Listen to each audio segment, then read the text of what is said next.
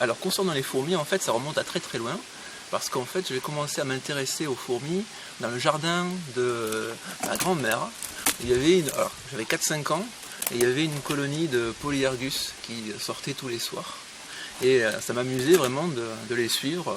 Je trouvais ça prodigieux. Je regardais à la télé les films avec les cow-boys et les Indiens. Donc là, Et donc, voyant que j'aimais bien regarder les petites bêtes et les petits insectes, mes parents m'offraient pour mon anniversaire, pour Noël, des livres sur la bio, sur les plantes, sur les animaux, etc. Et donc voilà, je rentrais progressivement dans une culture, un environnement de biologie. Et ensuite à l'école, j'avais des connaissances. Au collège, j'avais de bonnes notes en bio parce que je connaissais plein de choses. Avoir de bonnes notes, ça motive. Donc voilà, il y avait une discipline favorite. Et donc c'est dans ce cheminement-là que je me suis retrouvé à faire des études scientifiques, première S, terminale S, et je suis parti à la fac sans avoir exactement ce que j'allais faire plus tard, mais j'étais parti dans la bio. Et donc j'ai continué toujours avec les fourmis, et j'ai toujours eu aussi, alors c'est pas un côté collectionneur, parce que j'ai jamais fait d'élevage. Il y en a qui arrivent à voir les fourmis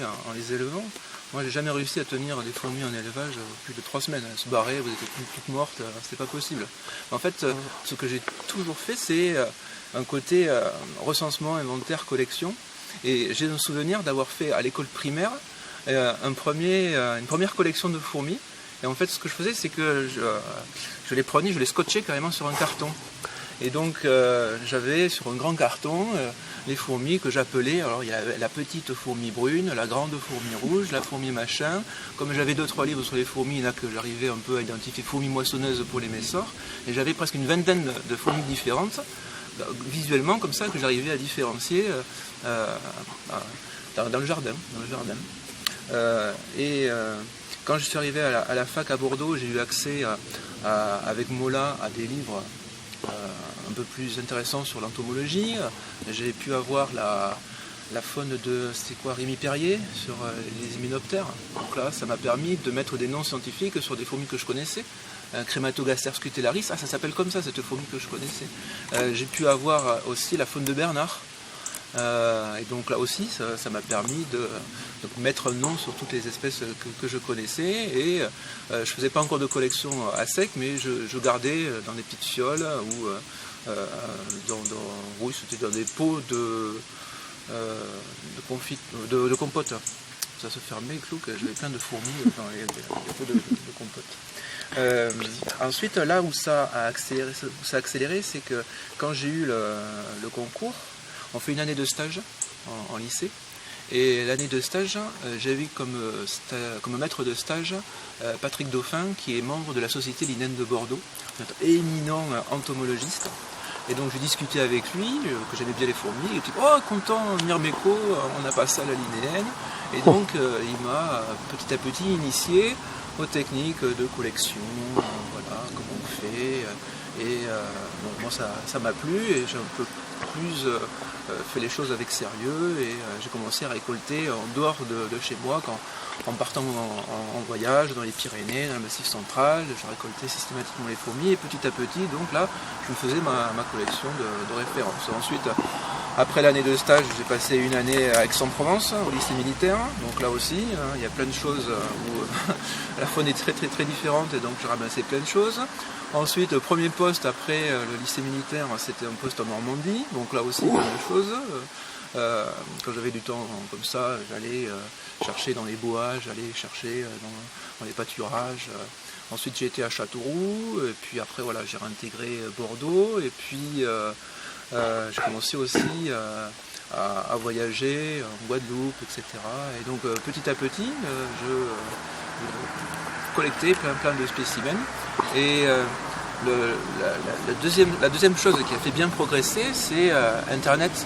Parce que auparavant, pour contacter des spécialistes, je ne connaissais pas grand monde. Il y avait quelques bouquins qui étaient publiés, et puis moi, je n'avais pas accès à toutes les publications qui existaient. Avec Internet, j'arrivais à trouver en ligne des adresses mail, des articles qui étaient publiés.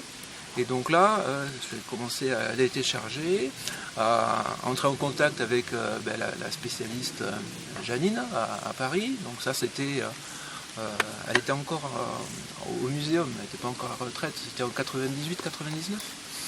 Et donc là, on a échangé par mail parce qu'elle était contente de trouver quelqu'un qui s'intéressait aux fourmis aussi. Et je suis monté plusieurs fois la rencontrer au muséum.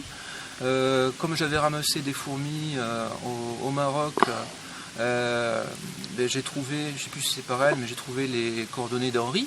Je savais qu'il y avait quelqu'un sur Toulouse qui avait fait des publications sur les fourmis du Maroc.